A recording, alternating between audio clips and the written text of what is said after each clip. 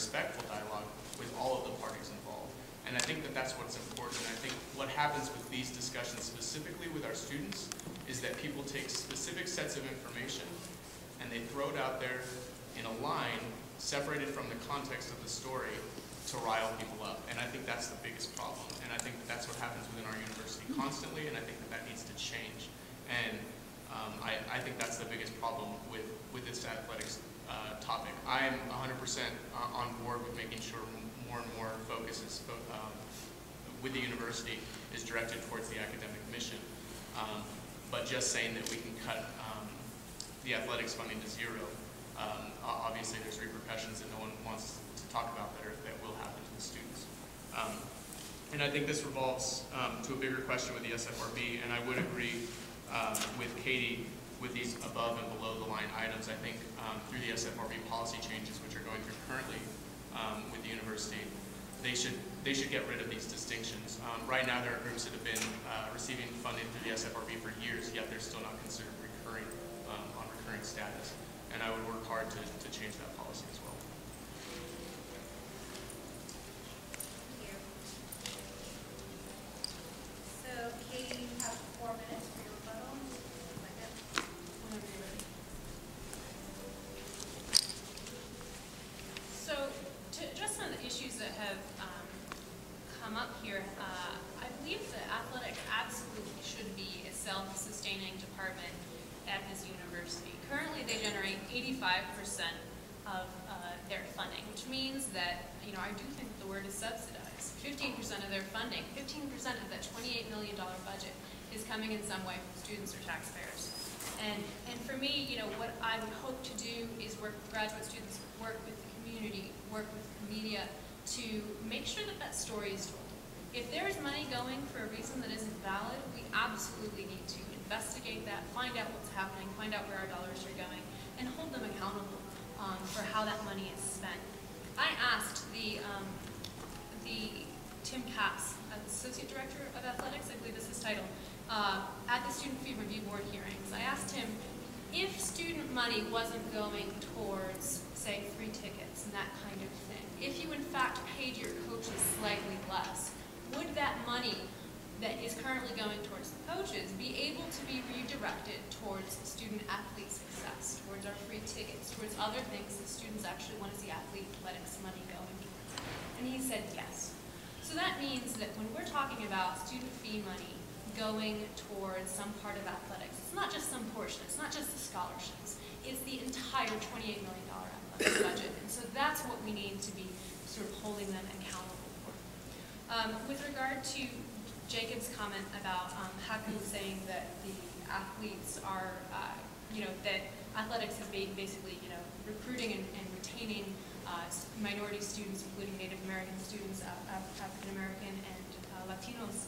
I agree with that. I think that we want to make sure that that is a priority and a resource, and that that's something that's protected. I think that that is a separate issue from the rest of how athletics budget is being spent. And one of the struggles that the Student Fee Review Board has had over and over again is whether or not athletics is being honest about their total budget at all. They report to us $28 million, and yet you see from the NCAA, UNM's athletic budget is $40 million. That's a $12 million difference. Where is that coming from? We need to understand the details of this, and we need to make sure that they're being held accountable.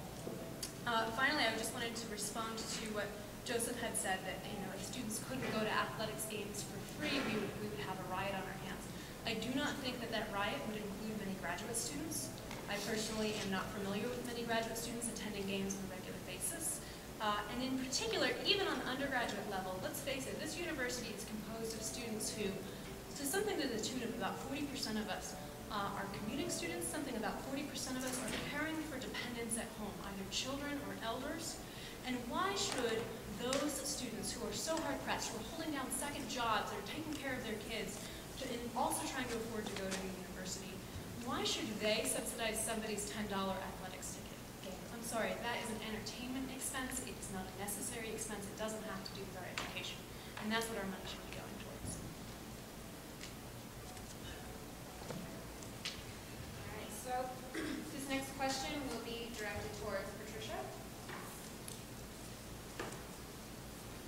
is your response to the potential elimination of Vice President of Office of Equity and Inclusion?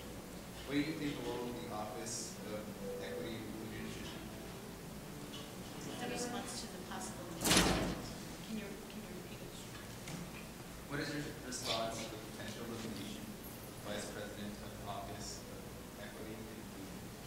What do you think the role of the Office of Equity and Inclusion should be?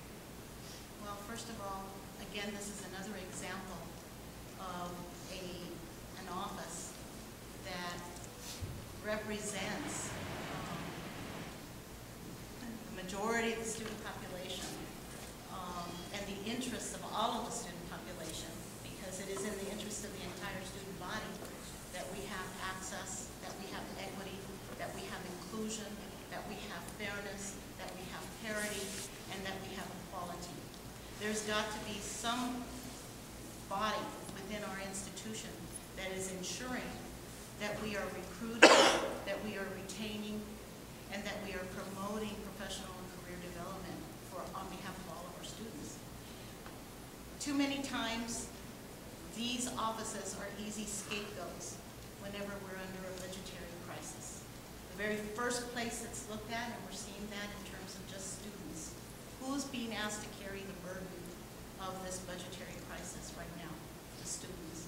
And who are the lowest at the bottom of attainment, the bottom of accessibility, the bottom of equity, the bottom of opportunity, if not students of color, impoverished students, students struggling to be able to even get access to educational opportunities. We've been told and we've been demonstrated to that in order to be able to succeed, seeking a higher education is the way to go.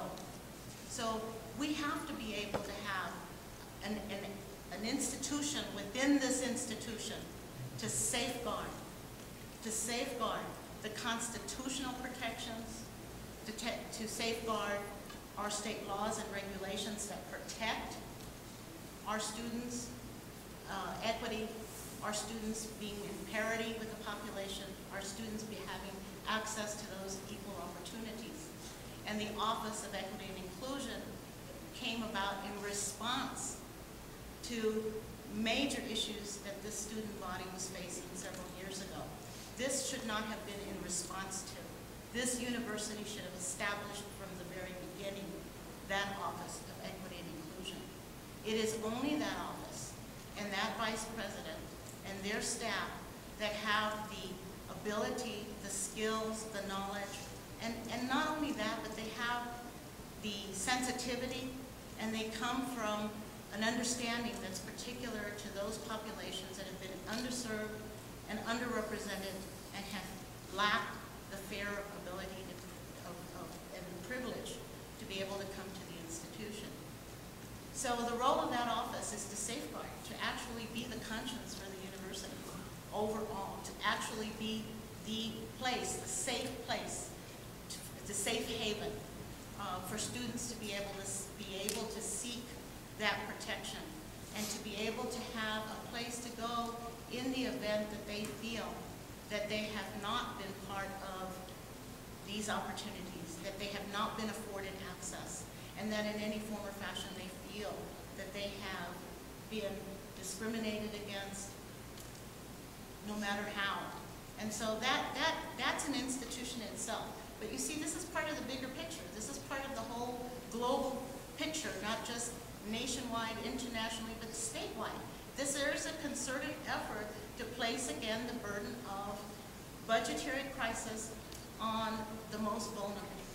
And the most vulnerable are those that have traditionally and historically been underrepresented and disenfranchised from these systems and from these institutions. And so, again, we have to send a resounding message to retain that office. Thank you.